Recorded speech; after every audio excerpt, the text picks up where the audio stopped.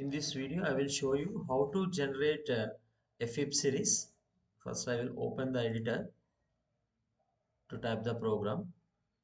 And before go to the program, first I will explain what is a Fibonacci series.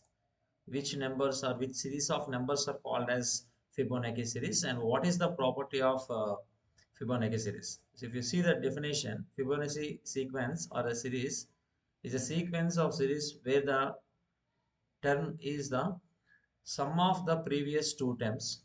Initially, there are two numbers we have to assume, that is the first two terms are represented as 0 and followed by 1. So how the next term, that is called this 1, is generated? I will highlight with some color. So first, this 1 is generated, this 1, this 1 is generated sum of the previous two terms. What are the sum of the previous two terms? That is 0 and 1. If you observe here, the next term is generated by adding the previous two numbers. So what are the previous two numbers from when we are at the third position? The previous two numbers are 0 and 1. By adding 0 and 1, we are getting this result. Next one. How we can obtain the next number, that is 2. So I will highlight with some other color here. This 2. So this 2 is generated by adding the previous two numbers. What are the previous two numbers? 1 and 1. So if you add them, you will get 2. That is our fourth term. That is our fourth term. Our first term is 0. Second term is 1. That is, those are the two initial values. Our third term is generated by adding the previous two numbers. Sum of the previous two numbers are 0 and 1. Similarly, our fourth term is added, sum of the second term and third term. Fifth term is generated by adding the fourth term and third term. Sixth term is generated by adding the fourth term and fifth term. It like this. And this one also. So like this, we need to generate a FIB series like this. This is the sequence. This is the sequence like that we are going to generate a Fibonacci sequence or a Fibonacci series using C language. I will open a new file, and first we need to include the required library files. We need standard library file, that is standard input output header file. Then start the main function now.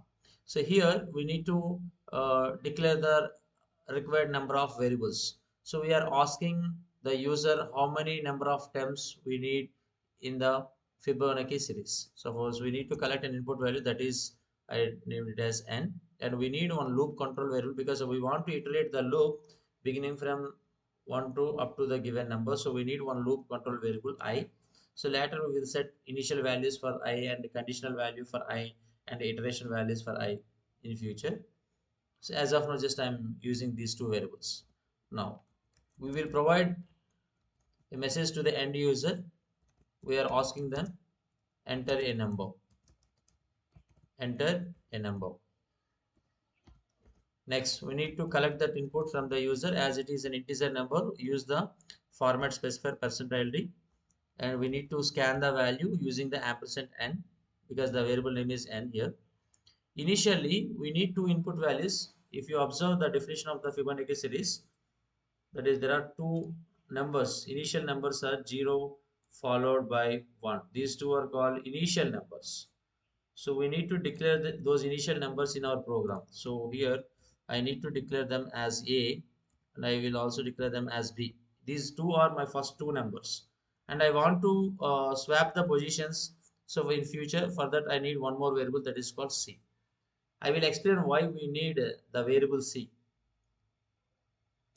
Now, for so I is starting from 1, I less than or equals to up to the given number, and each time I value is incremented by 1. Then what is our logic?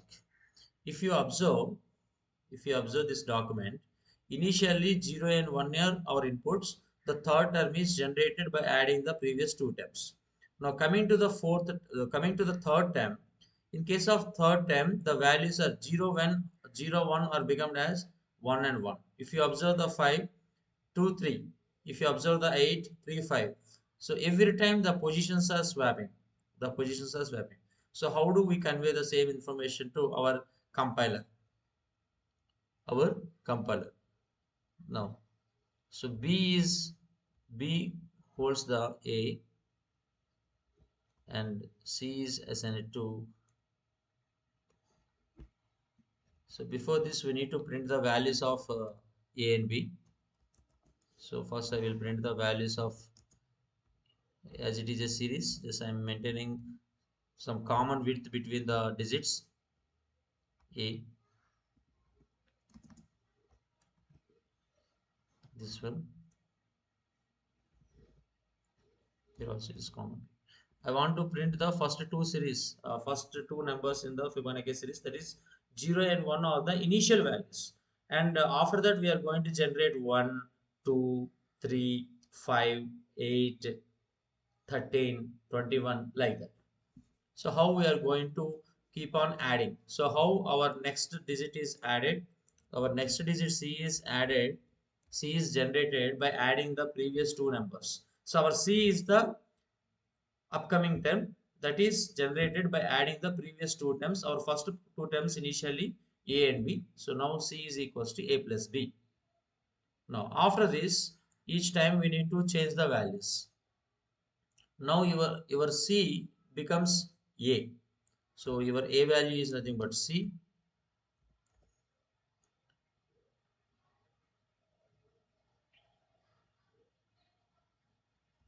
and B is equals to.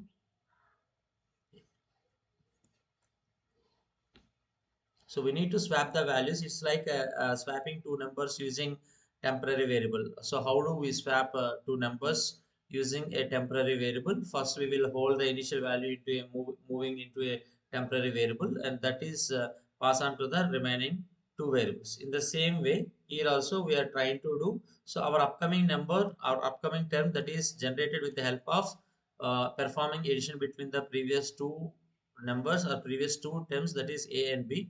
So that is upcoming value is called C. We want to print this C value also actually. After finding the C value, immediately we need to print it.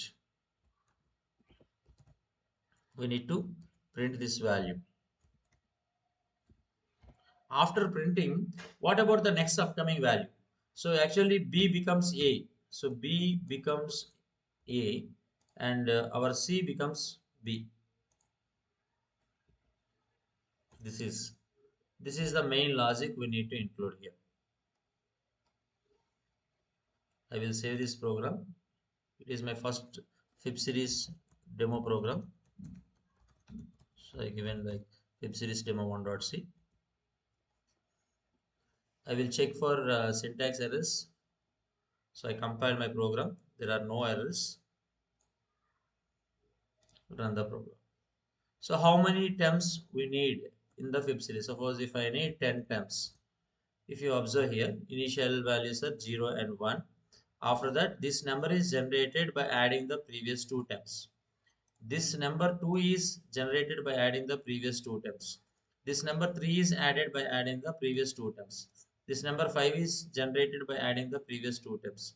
This 8 is generated by adding the previous two terms. This 13 is generated by adding the previous two terms. That is the definition of the Fibonacci sequence. If you want, just I will show you one more time the definition. You can read it. Fibonacci sequence is a sequence where the upcoming term is calculated by adding the previous two terms. So initially we need two input values, that is initial values of the Fib series is 0 and 1.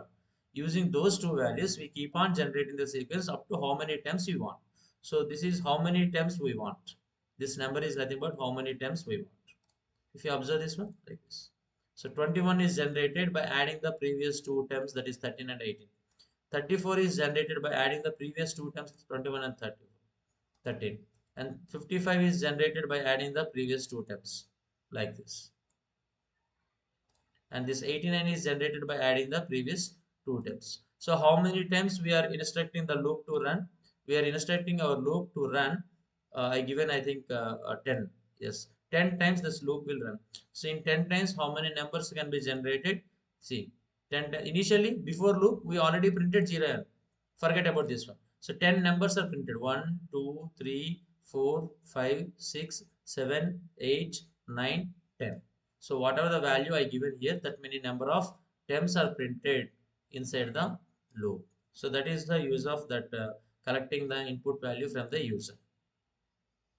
So I hope you understand how the fib series is generated. Only thing is, we know that how the next upcoming term is generated. Only thing is, our previous B value becomes A, and upcoming term C becomes B for the next number generating. So like this, we have to swapping, apply the swapping operation to calculate the upcoming terms and generating the fib series.